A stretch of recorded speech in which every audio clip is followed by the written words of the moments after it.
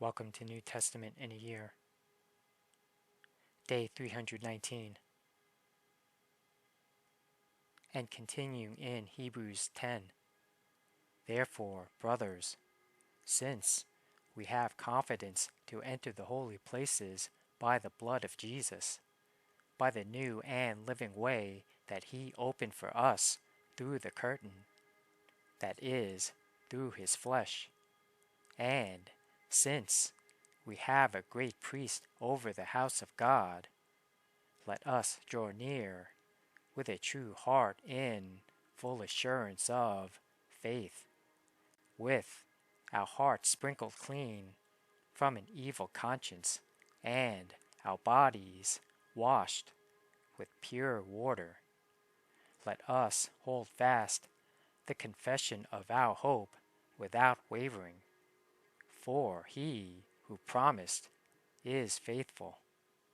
And let us consider how to stir up one another to love and good works, not neglecting to meet together, as is the habit of some, but encouraging one another, and all the more as you see the day drawing near.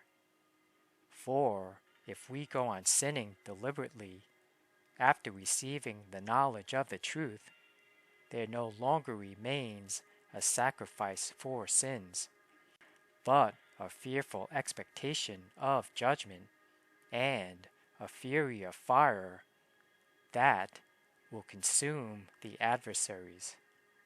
Anyone who has set aside the law of Moses dies without mercy on the evidence of 2 or 3 witnesses.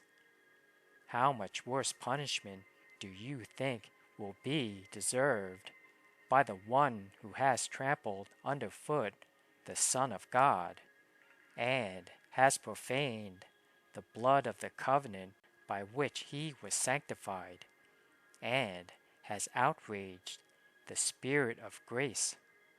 For we know Him who said, "Vengeance is mine, I will repay."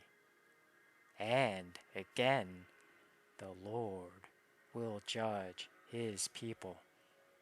It is a fearful thing to fall into the hands of the living God.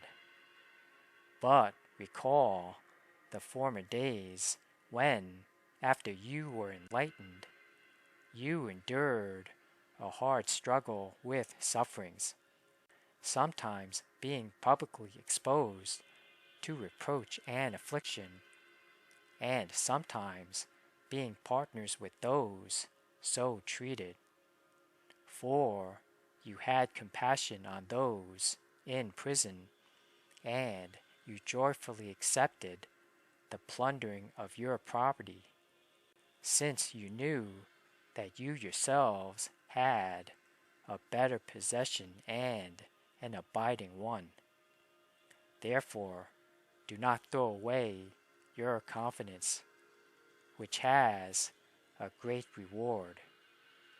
For you have need of endurance, so that when you have done the will of God, you may receive what is promised.